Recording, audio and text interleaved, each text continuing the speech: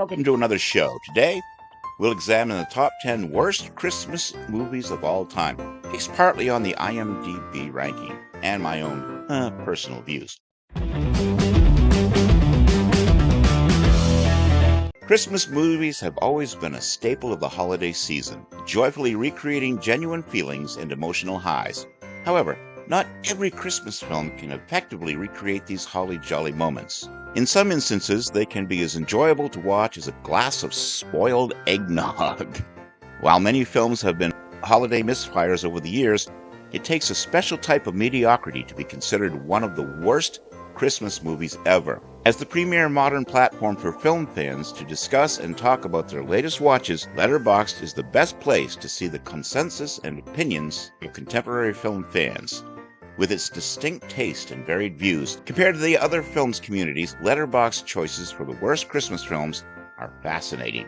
It's an interesting balance between infamous films from the past that have massive negative reputations and recent offenders that received vast amounts of flack upon release. I don't think I can write it. You know me. You know I don't like Christmas. Coming in at number 10, I Believe in Santa. But what if he is real? That Santa Claus is real. Yes. I believe in Santa Claus. A strange Christmas-themed romantic comedy. I Believe in Santa follows Lisa and Tom, who seem as if they may be the perfect match for one another. However, one slight hiccup proves too strange for Lisa to handle. Tom not only has an obsession with all things Christmas, but as a grown adult still believes in Santa Claus. Lisa now finds herself completely reevaluating the relationship, deciding to herself if it's worth staying with Tom despite this strange obsession. I Believe in Santa is as cheesy, essential, and lazy as Christmas romantic comedies can get. The basic plot is bad enough. Adults believing in Santa are nothing new. However, none of the characters are particularly likable, as Tom and Lisa are unbearable and unlikable. Thus, I Believe in Santa is an unenjoyable rom-com experience where both halves of the couple aren't fun to watch on screen. Get this through your head. You're not Santa anymore. You're just a guy who smells like a cookie. Looking at number 9, The Santa Claus 3. Jack Frost, you are hereby charged with attempting to upstage Santa Claus in a manner that is both willful and malicious. Escape Clause. They say that the third time's a charm, but any charm that can be found in this third entry to the Santa Claus franchise has long been extinguished. In this entry, Santa Claus has to contend with Jack Frost, a trickster who wrests control from the holiday from him and shills his brand of holiday spirit. This movie suffers from dumbing down its characters so that any of the significant conflicts can occur. It doesn't help that the new characters aren't nearly as likable as the old cast. What's left is a mediocre finish to an otherwise charming set of movies. Hopefully, the Santa Claus and its new TV series will stick its landing. Ralph, dear old man. Fragile. He was the best. We're at number 8, A Christmas Story 2. I suggest you start drinking and don't stop till New Year's. You should be commended if you can watch the trailer for A Christmas Story 2 without running to the bathroom to upchuck. In the long history of crass Christmas commercialism, you'd be hard-pressed to find a more offensive appropriation of beloved source material than this strange straight-to-DVD sequel to the 1983 black comedy classic. This is heresy, plain and simple. The only redeeming quality is that Darren McGavin had been passed away for 6 years when it came out and didn't have to witness Daniel Stern take on his role as the old man, although it is amusing how they didn't care about age continuity. Despite Ralphie now being 16 and wanting to care for Christmas, his parents are both younger than they were in the first film, while Randy is roughly the same age. Its most festive offense, the movie is obsessed with replaying every joke from the first film, but doesn't bother to give an impetus for any of the events. The mandate that Flick's tongue is supposed to get stuck to something, they say, "Yeah, have him jam it in a suction tube for no reason." Our target audience is too stupid to notice or care. It's happening again. The missing children. Now we're at number 7, Krampus, the Christmas Devil. It's different this time, Jeremy. It's happening way earlier and it's way more intense. Not to be confused with the enjoyable Krampus film from director Michael Dougherty, Krampus the Christmas Devil takes a more action thriller approach to the iconic Christmas monster. The film follows local police officer Jeremy, who is on the case after many children go missing during the holiday season. He soon realizes the culprit may be the ancient Yuletide demon Krampus, the brother of Saint Nick. And it's up to Jeremy to stop Krampus's onslaught. While being a low-budget, cheaply made horror movie is already bad enough for Krampus, the Christmas devil, the fact that it was quickly one-upped by Dougherty's film 2 years later only makes it stick out even more. The movie spends too much time meandering around and failing to do anything interesting for most of its runtime, making the viewing experience a massive slog. Once it finally gets to its promised action, Krampus the Christmas devil coats them in layers of uncomfortable shock value, turning the entire experience sour. I would like $1 million. Uh-oh. Hey, that's our bag! Now we're at number 6, another Christmas in Wonderland, There's counterfeit money showing up all over the mall. Toyland, the Gap, the food court. which is a Home Alone ripoff.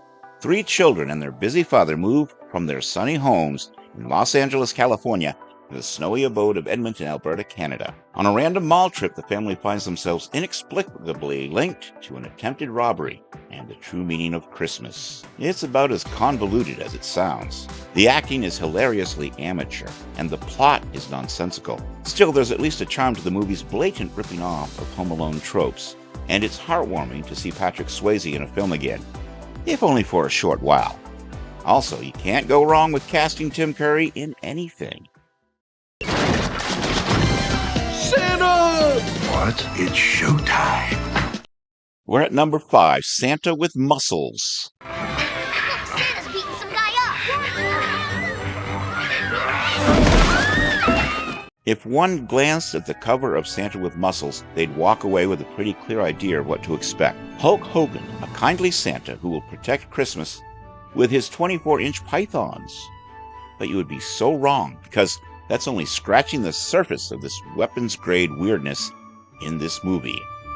Hogan plays an evil millionaire who becomes Santa after falling down a garbage chute and receiving what is severe brain damage. There's also Ed Begley Jr. as a second evil millionaire, and hypochondriac inventor wielding a quirky mini-boss squad with superpowers that range from electric hands to proficient in the use of stink gas to has a stethoscope.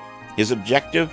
The glowing purple crystals found in the Parisian-like catacombs under an orphanage where a young Mila Kunis resides. So, in other words, this movie is bat-turd crazy. The most festive offense, the character of Lenny, Hogan's scheming, oily elf sidekick, is a disgrace to every actor who has proudly played an Italian-American stereotype the last 80 years.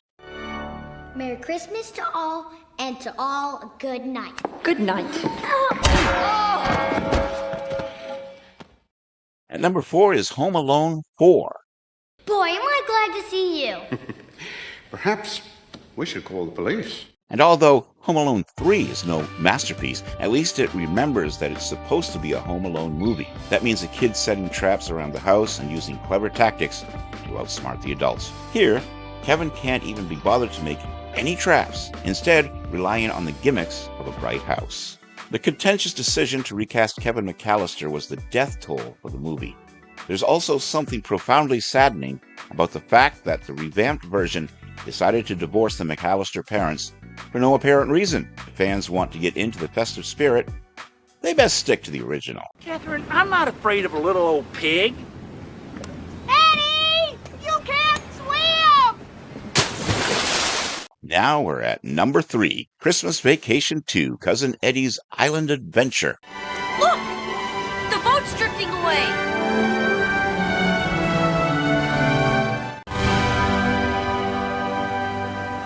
Did anyone anchor the boat? An unfortunate and unwarranted sequel to one of the best Christmas movies of all time. Christmas Vacation 2, Cousin Eddie's Island Adventure shifts the focus to the side character, Cousin Eddie. The film follows Eddie, who, despite being fired right at Christmas time, is sent with his family on a South Pacific vacation by his boss in hopes that he won't sue after being bitten by a lab monkey. However, the vacation fails to be the tropical paradise they'd hoped for, as they get trapped on the island, forcing Eddie to provide for everyone and prove his worth. Christmas Vacation 2 is the premier example of a legacy sequel nobody asked for. It only squeezes potential profits from a tried and true Christmas classic. From the title alone, it's easy to tell the level of quality being produced, as the film feels cheap and uninspired. A complete disgrace compared to the original. The greatest crime the film commits, however, is its complete failure to be a worthy comedy. It is as unfunny as it is undeserving of attention. I'm saving it for someone special. Dan Haggerty stars as Mike McGavin, an ex-detective working on hard times. Now we're up to number 2, Elves. She is the most important person on Earth. From her will grow the new order. Which is a perfect storm of everything that could conceivably go wrong while shooting a movie, all going wrong simultaneously. It's got everything: anti-Christmas witches, neo-Nazi scientists, inarticulate elf puppets, and a plot to bring about a pint-sized master race by breeding Nazi elves with a virgin. The characters are awesomely ludicrous, none more so than Dan Grizzly Adams Haggerty, who plays an alcoholic bum, mall Santa, former mall cop, former private eye, who also happens to recognize symbols scrawled on the ground in blood thanks to a book in college I remember on mystical symbols and runes. Stumbling onto filmmaking this sincere but inept is like winning the bad movie lottery. The most festive offense. There's a dozen great moments you could choose, but I love when Haggerty barges into a professor's home during Christmas dinner and makes the guy, dressed like the conductor from Shining Time Station, explain the connection between the elves and the Nazis. There's a fantastic cutaway shot of the professor's 2 little girls staring intently up at him right when he starts talking about the genetic properties of elk sperm. Really bad. You okay? This is not what Christmas is all about. And the number 1 worst Christmas movie of all time is Saving Christmas. How you been? You know me, blessed and highly favored. And? Saved and sanctified, filled with the Holy Ghost, and that with a burning fire. It's universally loathed.